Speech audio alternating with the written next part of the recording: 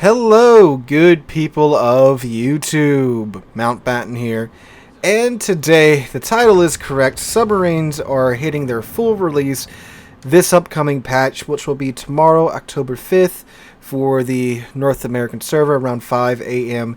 U.S. Central Time. And it's also the Halloween update, along with, quite a few other big additions coming in this update. So we're going to go through and hit the highlights so you guys know what you need to know for this update. This update article will be linked in the description down below. I'll be giving my 2 cents after each section. So if you want to read along as I read aloud, check out that link down below. I will be throwing up any relevant images or artwork on the screen as we go through this article. Background footage is just background footage, nothing special in particular. Alright, so let's go ahead and dive right on in. Oh, also too, make sure you do check out the article anyway, because you can get a free day of premium time out of the article. They just hide the link somewhere in between the various sections of the article. Again, link to this is in the description down below. So, let's start with the German and US submarines entering early access. They say, since the very moment we announced submarines and they went into testing, we tried out various concepts in our pursuit of unique gameplay for the ship type. Again and again, we've tweaked their mechanics and the way in which they interact with other ship types. An important step for the development of submarines and the game in general was the introduction of submarines into random battles when subs hit the final stages of development. We focused our efforts on polishing the mechanics, fixing issues, and fine-tuning submarines based on stats and players' feedback to bring them into their final state. They say we're pleased to introduce submarines as a fully fledged new ship type in Update 11.9. The first researchable submarine branches include the US and German U-boats you may already know well. Yes, many of us do. Alright, for the early access event, German and US Tier 6 and 8 submarines will arrive in early access. They can be obtained from sequential bundles in the armory in exchange for submarine tokens. 2 types of sequential bundles will be available. The first drops US submarines, while the second drops German U-boats. Submarines can also be obtained from the new submarine containers. To earn submarine tokens, complete the personal challenges that await you in Update 11.9. You can also obtain them in exchange for community tokens and from random bundles for doubloons. It sounds like the normal early access random bundle charade that they put on every single time. I, of course, wouldn't really advise you to partake in the random bundles beyond what you can earn for free, because why pay for a ship line that's going to be completely free to grind here in 2 patches? They also note, aside from submarine tokens, the random bundles will also be stocked with the Japanese and Soviet premium. So they couldn't wait. They could not wait one update to start releasing premium subs. Man, and the I-56 hasn't been in testing that long at all. I mean, it's probably been the usual 4 months, but I mean, for submarines to have the confidence to just start releasing premiums already, good lord. And S1, so I'm sorry if I didn't say, the Japanese I-56, which is a Tier 8, and the submarine S-189, which is also a Tier 8, as well as the Newfoundland and Johnston Atoll permanent camo patterns for U-190 and the Salmon, respectively. And here's those images up on screen. I actually like the Salmon's camouflage. It looks pretty neat, like a tigerfish, which I would think they would give it like a salmon pattern or salmon, however you want to pronounce the fish's name, to kind of it's a salmon, whatever. All right. So they also note in Update 11.9, I-56 and S-189 will only be available in random bundles. These subs will appear in the armory on a permanent basis with one of the first updates of 2023. During the first 2 weeks after Update 11.9 hits the live servers, you'll be able to reset commander skills and demount upgrades free of charge, because submarines are coming out in full. So if you want to respec any commanders to be thrown in a submarine, or if you want to respec your commander for ASW, you can do that now for free. So if you want to play around with some commander builds for the first 2 weeks of 11.9, you can do that as well. For several updates after the release of Update 11.9, we don't plan to make any significant changes to the gameplay of submarines, their settings, and the way in which they interact with other ship types, unless there is a critical need to do so. This will allow novice players to get acquainted with them in the game and give all players an opportunity to get the grips with a new ship type. In the meantime, we'll be able to collect the most up-to-date and accurate statistics. At the same time, small balance changes may still be made when necessary. So it's very weird that they're in quote-unquote early access and they're only going to not... Oh no, sorry, they say for several updates after the release of 11.9. Okay, I thought they said for several weeks. Never mind, disregard that last point.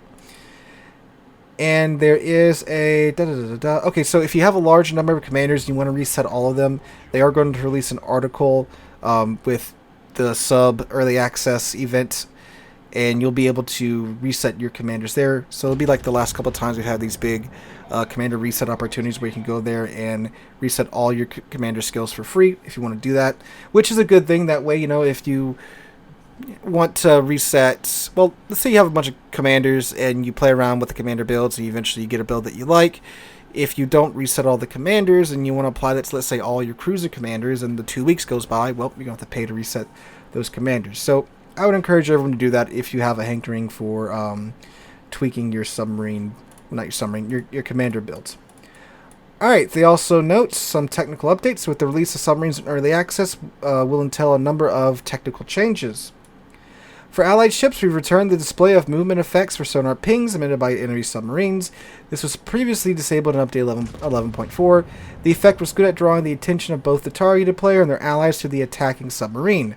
However, it wasn't useful enough, as it was still hard to determine the origination point of an attack.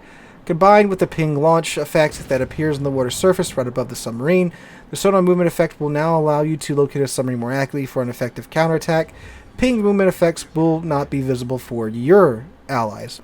So again, I think it's a good change. It was difficult even with just the hydrophone effect to really pin down where the submarine was at exactly, so this helps alleviate some of that frustration. They also note a special indicator has been added to notify players when there is little dive capacity remaining. Here's a little clip of that. So, you know, good quality of life, visual improvement, looks nicer. I don't think there was any... I still don't think there was any trouble seeing how much time you had left if you just looked at the number every now and then, but, you know, I guess in the heat of battle, that is something that is very important to take note of. What's more important is these changes here. I think these are going to be two massive changes that will definitely help alleviate a lot of the stress that happens when dealing with submarines. A number of issues have been fixed, and the battle interface has been updated for submarines. New ribbons for depth charges have been added. They indicate the effectiveness of dropping charges when countering a sub. The direct hit ribbon is awarded when a submarine takes full damage from a depth charge. The splash damage ribbon is awarded when a submarine takes partial damage from a depth charge. Think about when you're shooting at an enemy ship. Think if you could only get the hit ribbon with the shell and nothing else. You wouldn't know if you're overpinning them, if you're pinning them, or if you're citadeling them. And think about the frustration of that. If you're playing a battleship, let's say shooting at a large cruiser, and you're constantly getting overpinched, you wouldn't know that if you didn't have the detailed ribbons. But now with these detailed ribbons, you know when you're doing full damage to a submarine versus just splash damage. So again, big quality of life improvement. It'll help actually track down where the sub is at exactly. If you're only getting splash damage, you know you're not hitting close enough to him. If you get full damage, well, if you get the direct hit ribbon, you know you've hit him directly and you have a better idea of where he's at. So again, I think it's probably one of the better changes they've made recently. They also note submarines have received an updated set of sound effects for torpedo launching, and Cashslot has received visual effects for smoke coming from diesel engines when she is moving. That's pretty cool. I like that detail to eventually get to all the... I mean, they're all diesel electric submarines, so I would like to see that get added to the other subs as well. You know, again, art department definitely need a bit of a back brace at this moment. And this is also the update where auto ASWs for CVs is coming as well. So, yeah. With this update too, we're also getting the Operation Wolfpack, which is actually I think something that's pretty neat. It's an operation where you are, well, with your other teammates and submarines, and you have to take on a convoy. I think that's pretty cool, and that will become available with this update.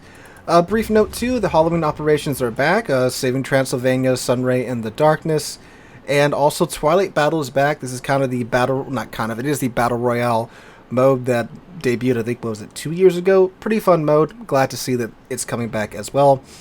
Note for those of us grinding out the Puerto Rico Dockyard, this is the last update for the Dockyard. So, this is it. It's the last, so let's see. well, let me actually read what they say here. Update 11.9 marks the end of construction of American cruiser Puerto Rico. Hurry to complete her and claim your rewards, which include Huron for completing the 25th shipbuilding phase. Dockyard combat missions will be available for completion during the first 3 weeks of update 11.9, while the dockyard will stay there until 11.10. This means that you can still do the missions for the first 3 weeks of 11.9, so you can basically, if you're not near done yet, what I would recommend you do for the first 3 weeks, focus hard on those dockyard missions, and then see how far you can get.